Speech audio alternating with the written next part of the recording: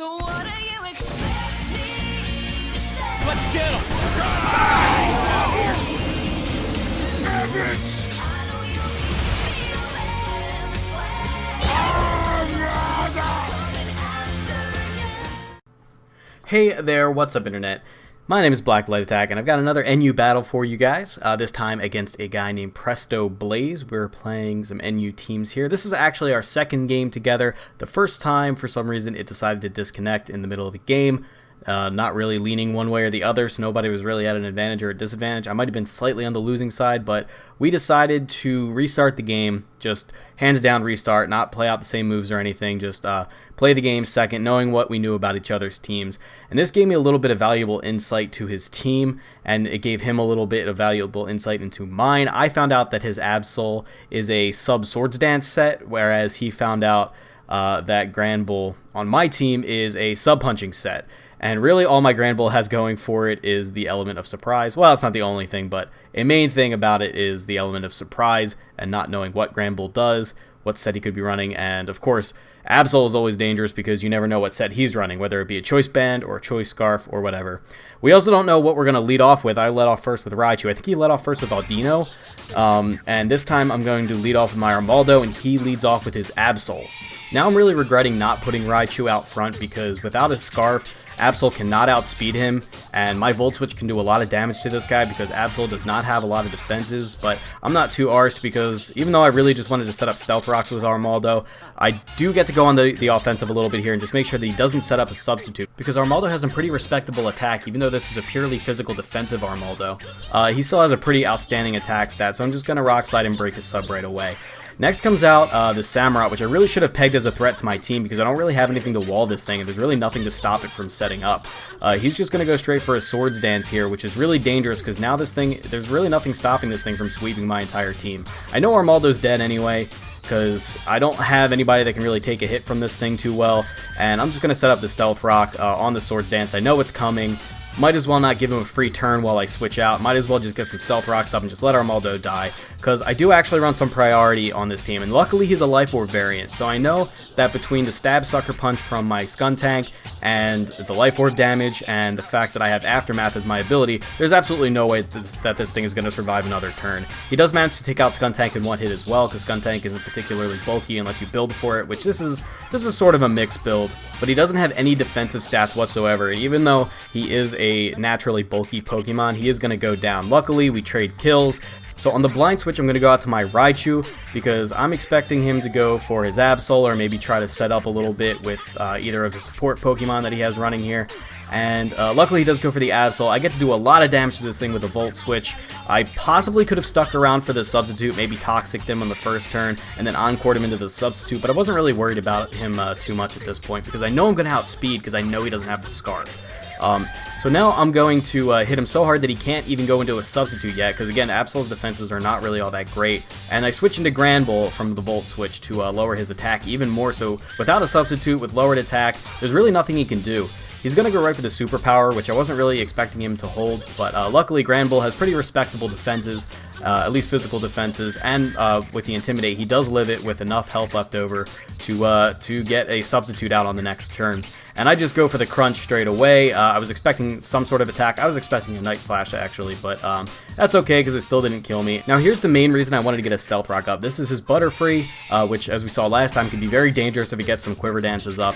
And he goes for the Sleep Powder, and luckily he misses it. That's just the risk you run when you use Sleep Powder instead of a Pokemon that can use Spore. I've been bit in the ass plenty of times just for using Focus Blast, and that's just the way the cookie crumbles with low accuracy attacks. I get the Crunch off, and he goes down. I was really just hoping for a miss there, or maybe for him to just go straight for the substitute or the Quiver Dance, but he's going to send out his Weezing, who's going to completely wall pretty much anything my Grand Bull can do. So I'm going to go into my specially defensive Grumpig in order to scare him out. Even though I'm not really going to be able to hit this thing all that hard, I might be able to whittle him down in a battle of attrition, but he's probably not going to stick around for that.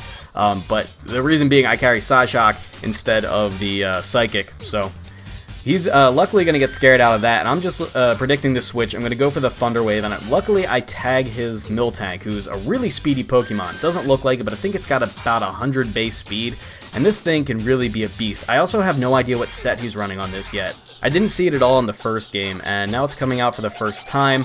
This thing can hit really hard if it wants to. If you want to build for an attacking Miltank, you can.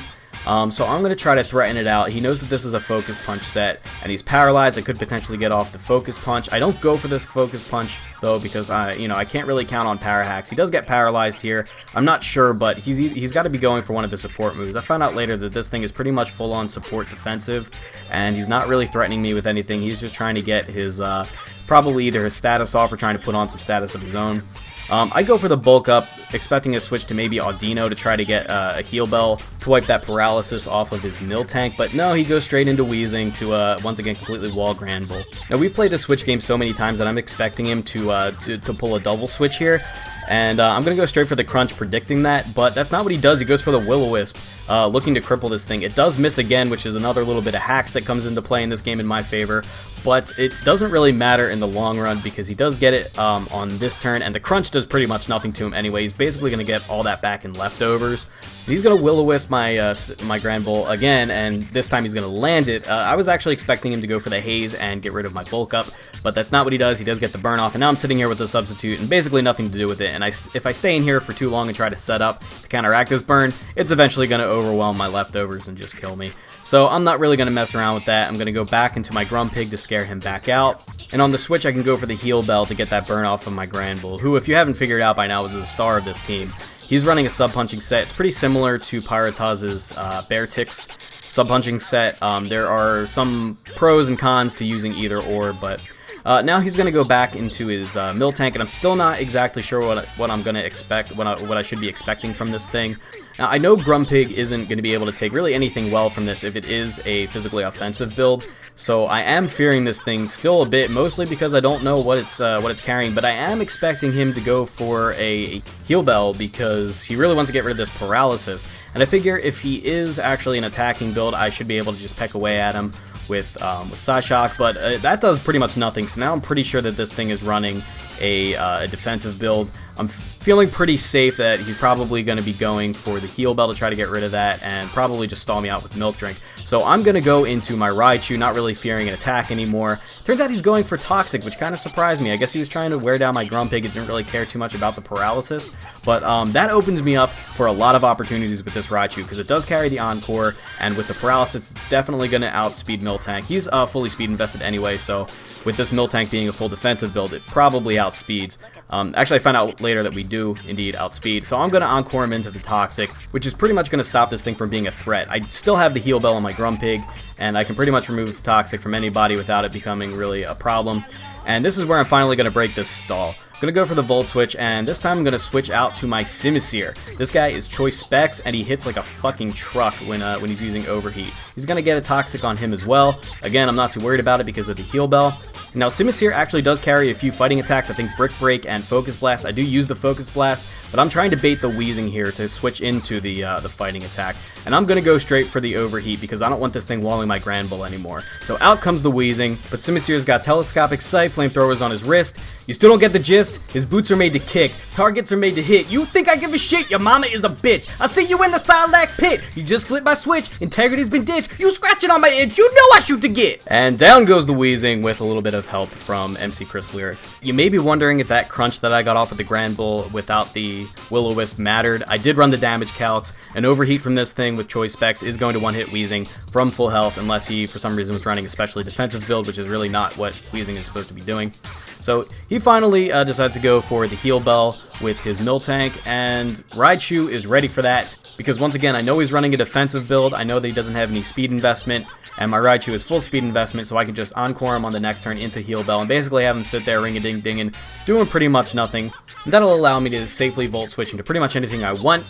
And of course, this whole time I've been trying to get Granbull in, and he's been walled by Weezing, and now that that guy's dead, and we have Miltank just sitting here ringing, and the only one after that is Audino, who probably isn't even carrying any attacks, I'm going to go ahead and Volt Switch out into him. He switches out into Audino, realizing that, well, Miltank is locked into Heal Bell, and there's really nothing he can do to stop me from setting up, so might as well switch into Audino just to see what he can do. He's probably going to want to switch twice in a row here. Maybe he goes for the Wish, I'm not quite sure. But either way, Granbull isn't worried about anything that's going to be coming out of this team from now on. He finally sees his chance, and Granbull decides he's going to take these chances. Place them in a box.